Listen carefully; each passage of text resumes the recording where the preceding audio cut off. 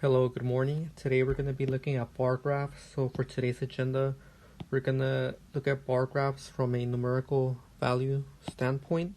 Then we're going to go over the difference between quantitative and qualitative data. And finally, you'll see that bar graphs are best used when we have qualitative data. So let's begin with these little notes here. A bar graph uses vertical or horizontal bars to show quantities or numbers so that they can be easily compared.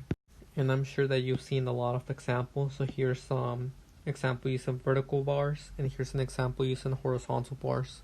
We're more going to be focused using this variation of them. So let's do an example. And we're going to practice how to get the mean, the median, and the mode. Example 1. Families at Hoover High were asked how many smartphones they owned. The data is shown below. Find the measure of central tendency. And here we have the number of smartphones. So 5 families said they only owned one smartphone. 20 families mentioned that they owned 2 smartphones. 15 families responded that they owned 3 phones, and etc. etc. Now we want to find the mean, the median, and the mode. Let's begin by finding the mean here. To get the mean here, I'm going to use a similar strategy to the one I used when computing the mean for a dot plot. So I'm going to get my value and I'm going to multiply it by its frequency. So here I'm going to get a 1 times 5, and then I'm going to add 2 times 20, and I'm going to add 3 times 15, then I'm going to add 4 times 9, and then I'm going to add 5 times 3. After I calculate all of that, then I'm going to divide by all of these values here in blue. So these bars kind of represent the red dots in our previous lesson. So let's go ahead and compute this. So again, I'm calculating the mean. So for that, I'm doing 1 times 5 plus 2 times 20 plus 3 times 15 plus 4 times 9 plus 5 times 3. And now I have to divide this by the number of items I have on my data set, which again represents these numbers right here on the top. So I gotta add all of these up. So 5 plus 20 plus 15 plus 9 plus 3. And I'm getting a total of 52. So 52 families responded to this survey here. Out of these 52, 5 of them said they owned 1 phone, 15 said that they owned 3 phones, etc. etc. Let's go ahead and compute the numerator here. So 1 times 5, that's the same thing as 5. 2 times 20 is 40. Plus 15 times 3, that's 45. Plus 4 times 9, 36. And 5 times 3, that's 15. This is all getting divided by 52. So let's calculate the numerator. And I'm getting a total of 136 all over 52. And 136 divided by 52 is going to give me approximately 2.6, rounding to the nearest tenth here. So that is the mean. So mean, let's write it right here. Mean is going to equal 2.6.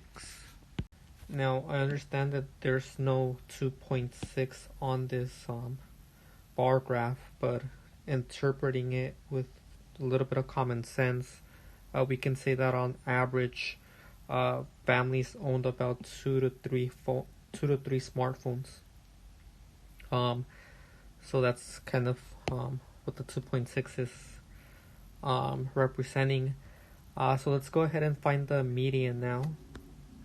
Now here we don't have the luxury of just shaving off items on the left and shaving off items on the right. One thing we could do is to rewrite this information as a organized list, and here it's already in numerical order. So here's what I mean. So we have a list, and here it's telling us that the 1 has a frequency of 5 times, so we would draw the 1 5 times. So 1, 2, 3, 4, and 5. Next, here we have a 2, and the 2 has a frequency of 20, So we would have to write the 2 20 times. So we would do 1, 2, etc., etc. Right, all the way to the final value, which is 5. And 5 would have a value of 3. Well, 5 would have a frequency of 3, so we would write 5 3 times.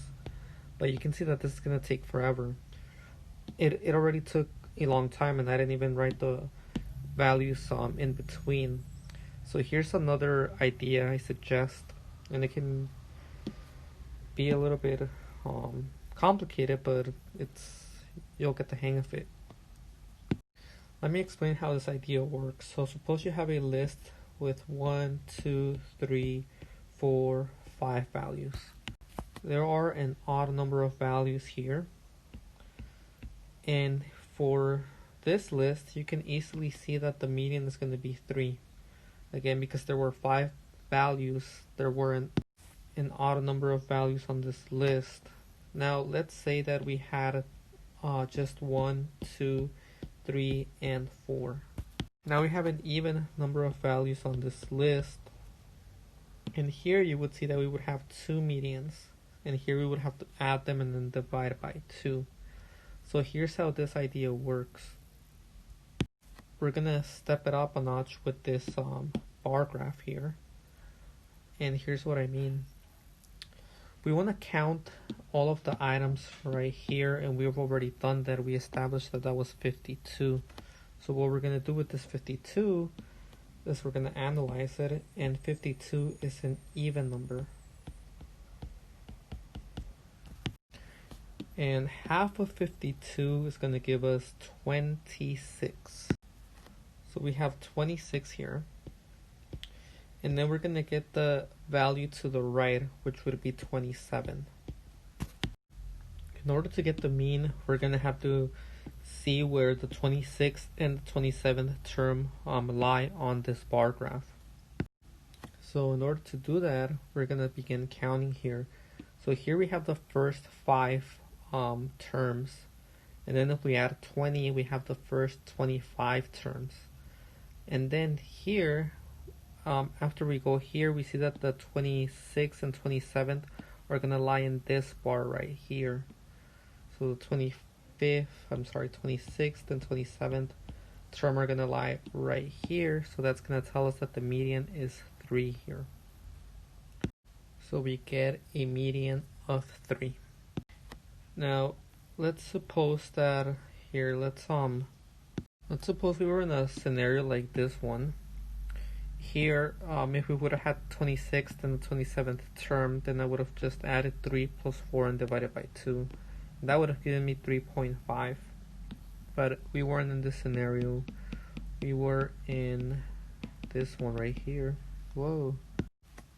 And then also, just to clarify, if we would have had an odd number, here again, let's suppose we didn't have 52, let's say we had 51.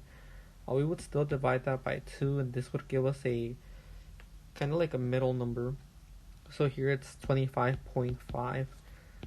To get the middle term, we would just round this up to the next biggest integer, so that'd be 26. So in this scenario, to get for an odd scenario, we would get the median by just rounding up to the biggest whole integer. And that would give us the median. But again, we were in this scenario with the 52, so we got a median of 3. The final thing to do here is to get the mode, and the mode is basically the number with the most frequency, or the value that had the biggest peak. So here 2 has the biggest peak with a 20 families answering that they had about 2 smartphones, or that they had 2 smartphones. So here the mode would be 20. And sorry, the mode is not 20, the mode is 2, because 2 had the highest peak. So here the mode would be 2. So try the next set of problems, and I'll see you in the next video.